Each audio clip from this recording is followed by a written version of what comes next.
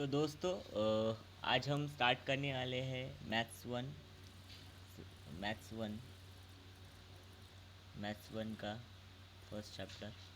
ठीक है, कौन सा? Linear equation in two variable. Linear equation in two variable. Two variable करने वाले हैं स्टार्ट। तो linear equation in two variable. ठीक है, तो क्या होता है लीनियर इक्वेशन? सबसे पहले आप समझ लीजिए लीनियर इक्वेशन।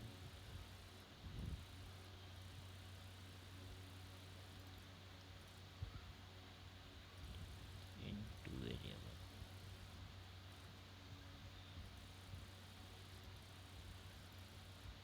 तो इससे कुछ बेसिक बेसिक चीज़ें हमको समझनी ज़रूरी है। तो लीनियर इक्वेशन मतलब क्या, इसका मीनिंग और टू वेरिएबल। ठीक है, तो ये स्टार्ट से हम पढ़ने वाले हैं और पूरा चैप्टर हम ख़त्म करने वाले हैं आज ही इस क्लास में। तो समझ लीजिए कि ये कोई condition linear equation means degree, जिसको हम कह सकते हैं इंडेक्स, या जिसको हम कह सकते हैं पावर। किसका? Of variable is one. क्या होना? पावर जो भी है वो क्या होना? वन होना। ठीक है, और दूसरी चीज़ क्या है कि टू वेरिएबल लिखा है, मतलब क्या होना? इक्वेशन में क्या होना? Two variable present, two variables. Okay, ये दो ही चीज़ें हमको ध्यान में रखनी है। एक डिग्री, जिसको बोलते हैं हम इंडेक्स बोलते हैं या तो पावर बोलते हैं, of the variable is one. और कितने वेरिएबल प्रेजेंट है? टू वेरिएबल्स प्रेजेंट होगा। ठीक है, एग्जाम्पल लिख लेते हैं हम लोग। तो एग्जाम्पल अगर मैंने लिख लिया, जैसे यहाँ पे लिख लिया 2x plus 5y equal to 7 लिख दिया मैंने। यहाँ पे देखिए, यहाँ पे ये x और ये y, ये क्या है? वेरिएबल्स। कितने वेरिएबल हो गए? दो। और डिग्री, चलो डिग्री चेक करते हैं। डिग्री को हम कहते हैं पावर। क्या कहते हैं? पावर। या उसको कह सकते हैं हम इंडेक्स। ठीक है, किसका? वेरिएबल का। तो देखो x की पावर कितनी है? यहाँ पे x की पावर कुछ भी नहीं लिखा है, मतलब वन है। यहाँ पे y की पावर कितनी है? वन है, कुछ भी नहीं दिया, मतलब वन है। तो पावर इंडेक्स कितनी है? वन है। ठीक है, ये तो हो गई। दूसरा, वेरिएबल कितने हैं? Two x and y. Variables कौन से हैं? Variable x and y. कितने वेरिएबल? दो वेरिएबल। तो इसका मतलब ये है कि ये है linear equation in two variable. ठीक है, ये एग्जांपल हो गया लीनियर इक्वेशन टू वेरिएबल। तो हम कुछ सॉल्व करते हैं। ठीक है, और ये, हाँ, ये बात हमेशा ध्यान में रखिए कि जो पावर है डिग्री हमेशा वन होना, मतलब होल नंबर, वो भी वन, नेगेटिव में नहीं चलेगी। और हाँ, जनरल फॉर्म देख लेंगे। जनरल फॉर्म क्या रहता है?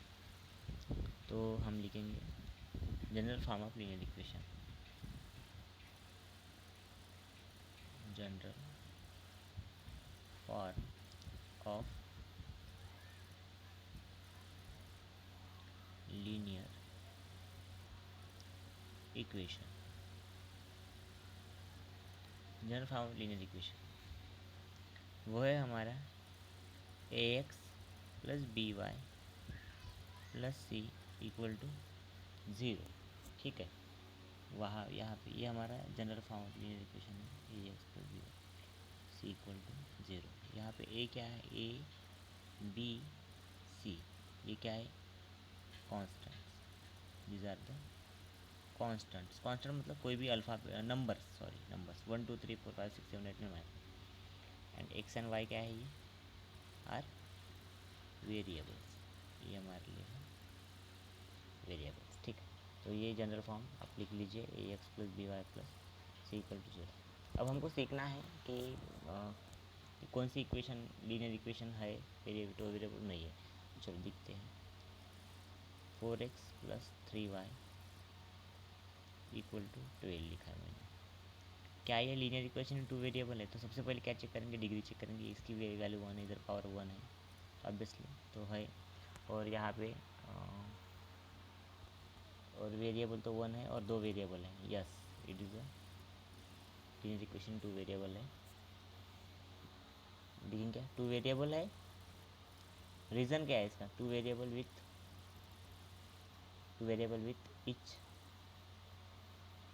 डिग्री 1, इच डिग्री 1, ठीक है, ये हो गया एक, यस, और इसका ये रीज़न हो गया।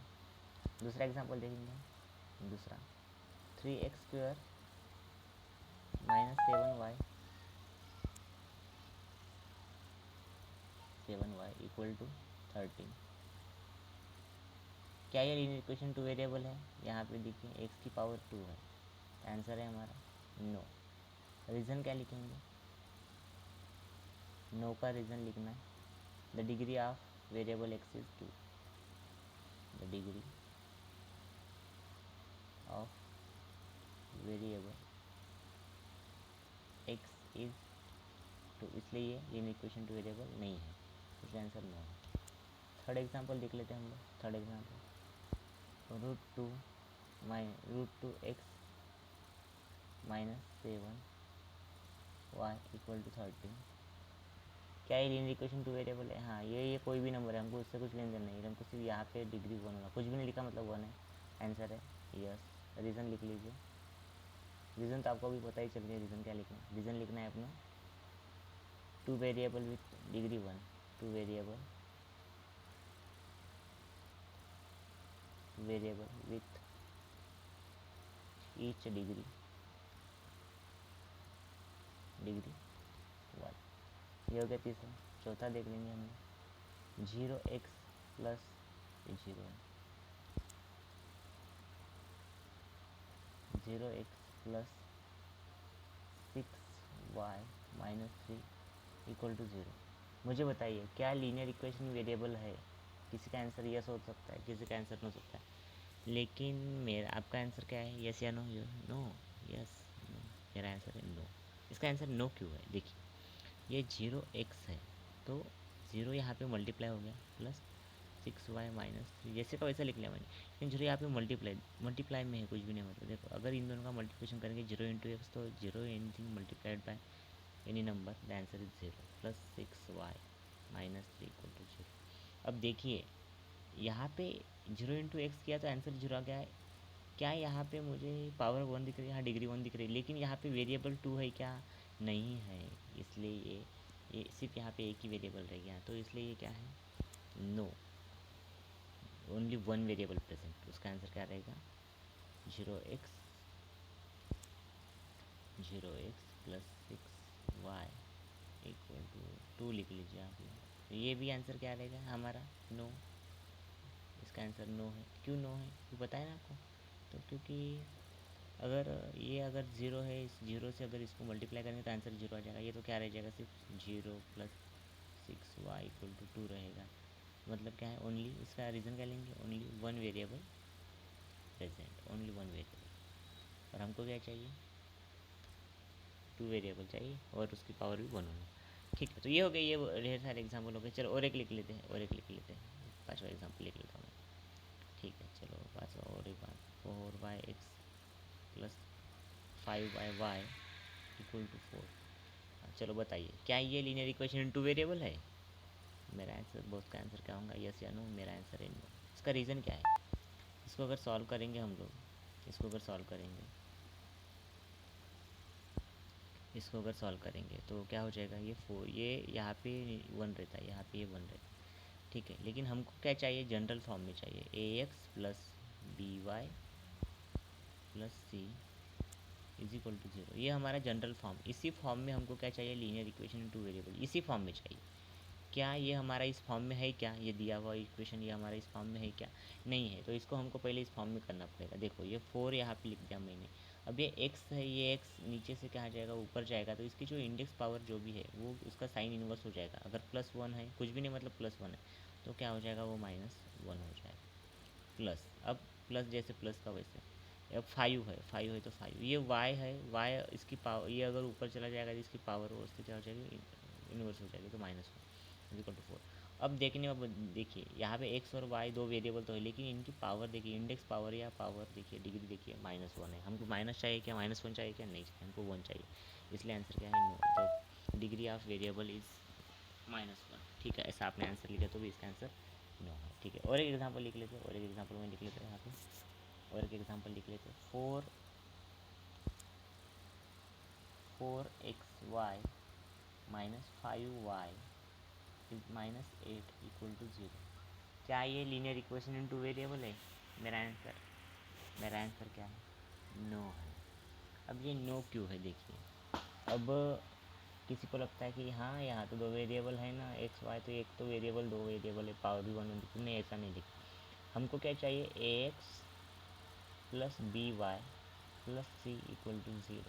इस फॉर्मेट में चाहिए हमको, ये जनरल फॉर्म है लीनियर इक्वेशन टू वेरिएबल का, इस फॉर्म में चाहिए। तो इस फॉर्म में हमको कैसे मिलेगा, अभी ये देखिए, ये 4x और y लिखा है, यहाँ पे इसकी डिग्री कुछ नहीं मतलब इसकी डिग्री 1 है, इसकी डिग्री कुछ नहीं मतलब 1 है, यह -5y -8 = 0।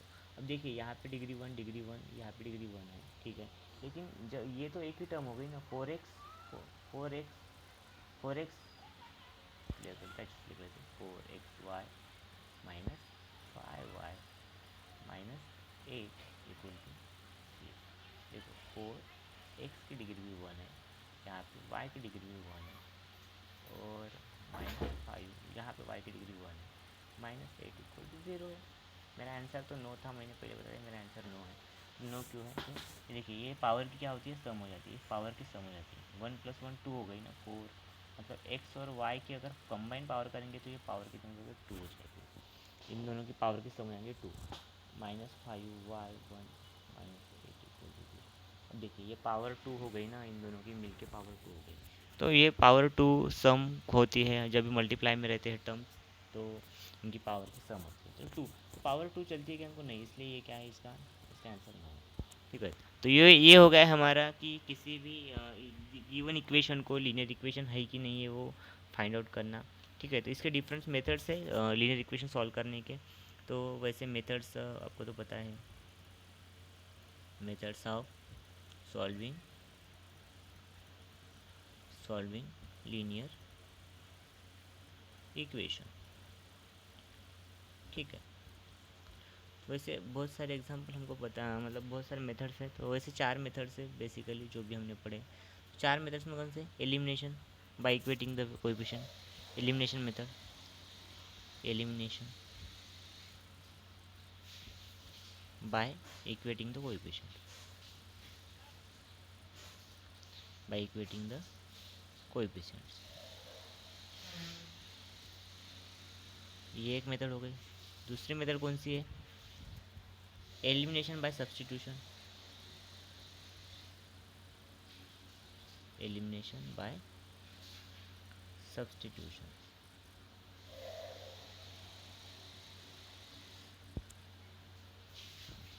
और तीसरी मेथड कौन सी है, बाय ग्राफिकल मेथड,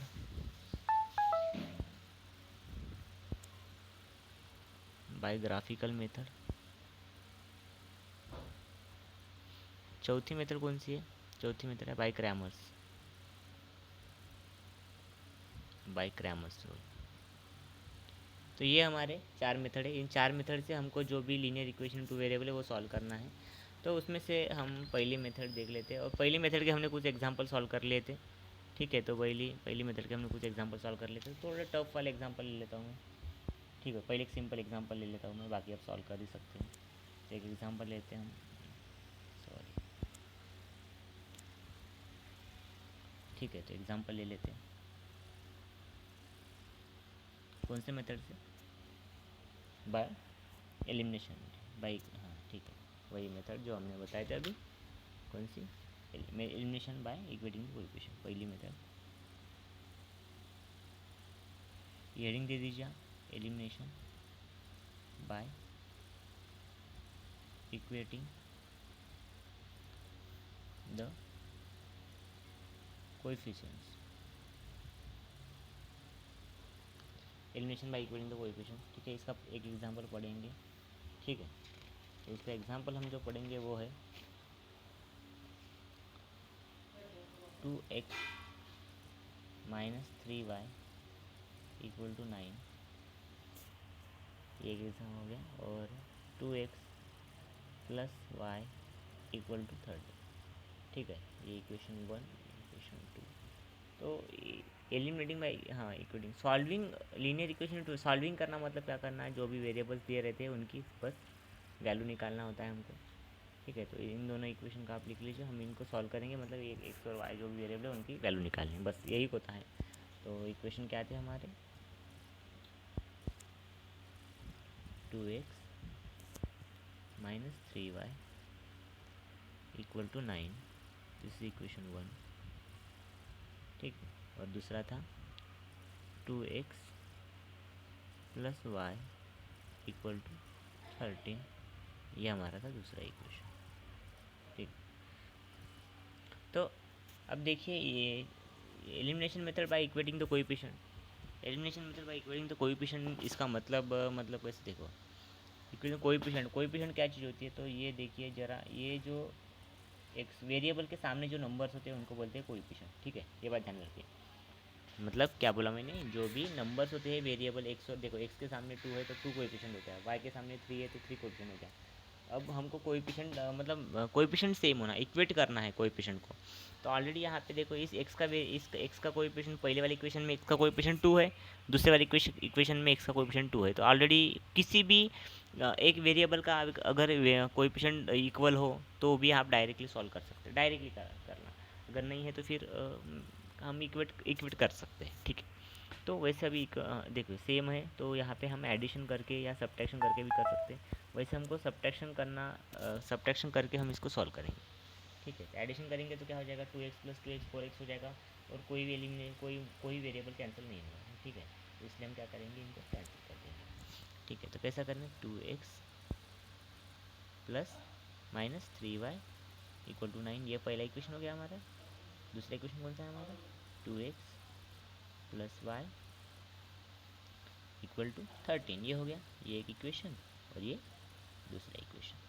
तो इन दोनों की हम क्या करेंगे, सब्ट्रैक्शन करेंगे। और देखिए थोड़ा ध्यान दीजिए, यहाँ पे अगर मैं माइनस कर रहा हूँ, ये माइनस कर रहा हूँ, तो ये माइनस जो है इसके लिए भी है, ये इसके लिए भी माइनस है और इसके लिए माइनस है, सबके लिए माइनस है, ठीक है। ये 2x और ये माइनस 2x क्या हो जाएंगे, यहाँ पे कैंसिल कर ले, 2x और माइनस 2 कैंसिल। ये देखिए ये माइनस 3y है यहाँ पे, और ये अभी माइनस y है, ये माइनस 3y और माइनस y क्या हो जाएंगे, माइनस 4y इक्वल टू, ये देखिए 9 और ये माइनस 13 क्या हो जाएंगे, माइनस 4, y इक्वल टू क्या हो जाएंगे, y equal to minus 4 upon minus 4, ये minus minus getting cancel out, 4 one ज़ा 4 1 बाय 1, मतलब आंसर कितना आएगा हमारा, 1 आएगा। तो हमारी y की वैल्यू क्या आ गई, 1, y की वैल्यू आ गई हमारी 1।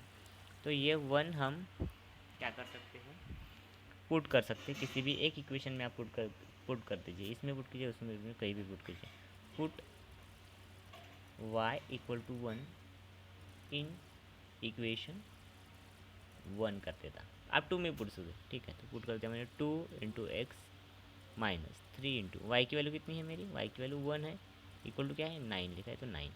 देखिए 2x 3 into 1 minus 3 equal to 3 equal to कितना हो गया, 9। अब ये माइनस 3 है, ये माइनस 3 इधर जाएंगे तो क्या हो जाएगा, प्लस 3 हो जाएंगे। तो चलो क्लियर कर लेता हूँ मैं, 2x माइनस 3 इक्वल टू 9, इस तरह से आया था हमारा, 2x इक्वल टू ये माइनस 3, इधर जाएंगे तो क्या हो जाएंगे, प्लस 3, 9 प्लस 3, अब क्या जाएगा, 2x इक्वल टू क्या हो जाएगा, 9 प्लस 3 कितना हो जाएगा, 12। तो अब सॉल्व कर लेते हैं, x इक्वल टू क्या हो जाएगा मेरा, 12 डिवाइड बाई 2, 2 1 ज़ा 2, 6 बाई 1, एक्स की वैल्यू क्या आ गई हमारी, 6 आ गई, ठीक है। वाई की वैल्यू क्या आई थी, 1 आई थी। तो सोल्यूशन क्या आएगा हमारा, सोल्यूशन ये लिखना मत भूलिए, सोल्यूशन लिखना जरूरी है। सोल्यूशन हमारा एक्स वाई रहता है, जो भी वेरिएबल रहेंगे उनकी वैल्यू, तो एक्स की वैल्यू थी हमारी 1, वाई की वैल्यू आ गई 6, तो 1 एंड 6 इज आवर आंसर, ठीक, 1 एंड 6 आवर आंसर, ठीक है। तो सोल्यूशन आ गया हमारा, solution x y equal to 1 and 6, this is our answer, ये हो गया हमारा आंसर। तो ये इस तरह से एक हो गया। अब दूसरा एग्जांपल हम देखेंगे और से, ठीक है। अब थोड़ा सा टफ ले लेते हैं, चलो अभी एग्जांपल लिख लेते हैं, आपका प्रैक्टिस सेट 1.1 का प्रैक्टिस सेट 1.1 का अब हम ले लेंगे 6 वाला एग्ज़ाम का 1/3 3x plus y equal to 10/3, ये हो गया एक। और दूसरा एक एग्जांपल ले ले 2x plus 1/4 y equal to 11/4। ठीक है, तो ये देखिए ये एग्जांपल ले लिया हमने, अब इसको हमको सॉल्व करना है। 1/3 X plus Y is equal to 10/3, 2x plus 1/4 Y is equal to 1/4। अब देखिए ये क्या, ये ax plus B Y plus C, इस तरह के फॉर्मेट में, ये जनरल फॉर्मेट में है क्या, ये इक्वेशन है क्या, गिवन इक्वेशन नहीं है। ये दिए हुए इक्वेशन उस फॉर्मेट में क्या है, नहीं है। तो सबसे पहले हमको ये दोनों इक्वेशन को क्या करना पड़ेगा, इस जनरल फॉर्म के फॉर्मेट में इनको बनाना पड़ेगा, तब जाके हम इसको क्या कर पाएंगे, सॉल्व कर पाएंगे। ठीक है, तो चलो मैं, आप इनको लिख लीजिए इन दोनों इक्वेशन को। अब इनको कैसे कन्वर्ट करना है मैं बताता हूँ बाद में। ठीक है, तो आप लिख लीजिए इनको 1/3x plus y equal to 10/3, 2x plus 1/4 y equal to 11/4। ठीक है, अब देखिए यहाँ पे था एक इक्वेशन था 1/3x, और यहाँ पे फिर प्लस वाई इक्वल टू था 10/3। अब देखिए यहाँ पे कुछ भी नहीं, मतलब 1 समझ लेते हैं हम लोग। तो इनका क्या निकालना होता है, हमको एलसीएम निकालना होता है। 3 यहाँ पे 1 और यहाँ पे 3, इसका एलसीएम निकालेंगे क्या आ जाएगा, इनका किस में से जाएगा, 3 में से जाएगा। 3 1 जैसे का वैसा 3 1 3 1 1 आ गए, रुक गए, तो ये आ गया 3 एलसीएम। तो 3 से क्या करना है, सब इक्वेशन को जो भी एलसीएम आया है उस एलसीएम से क्या कर देना, इस 3 से क्या कर देना, इस सबको इक्वेशन को मल्टीप्लाई कर देना। चलो मैंने लिख दिया 1/3 x into 3 plus y/1 into 3 is equal to 10/3 into 3। क्या हो जाएगा, 3 गेटिंग कैंसिल आउट, ये तो 3 तो कैंसिल हो, 3 गेटिंग कैंसिल आउट। अब क्या इक्वेशन आ गया हमारा, x इंटू 1 एक्स आ गया, प्लस 3 इंटू वाई 3y, ये 1 लिखने की ज़रूरत है ही नहीं हमको, और 10 जैसे का वैसा। तो ये हमारा एक इक्वेशन, नया इक्वेशन बन गया, थर्ड इक्वेशन, इसको नाम देते हैं x plus 3y equal to 10। आपको समझ में आ गया, ये नया इक्वेशन बन गया हमारे लिए। तो इस तरह से अभी अब ये ए एक्स प्लस, मतलब यहाँ पे कुछ भी नहीं, मतलब 1 रह सकता है, इसको 1 रह सकता है, यहाँ पे लिखने की जरूरत नहीं है।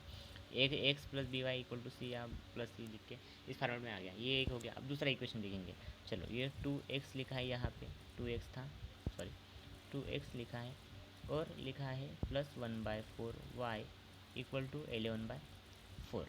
ठीक है, 11/4 लिखा है। तो इसको भी, ये देखो ये भी है क्या, ये उस फॉर्मेट में है क्या, नहीं, बिल्कुल ये भी ये फॉर्मेट में नहीं है, A X plus B Y format में नहीं है।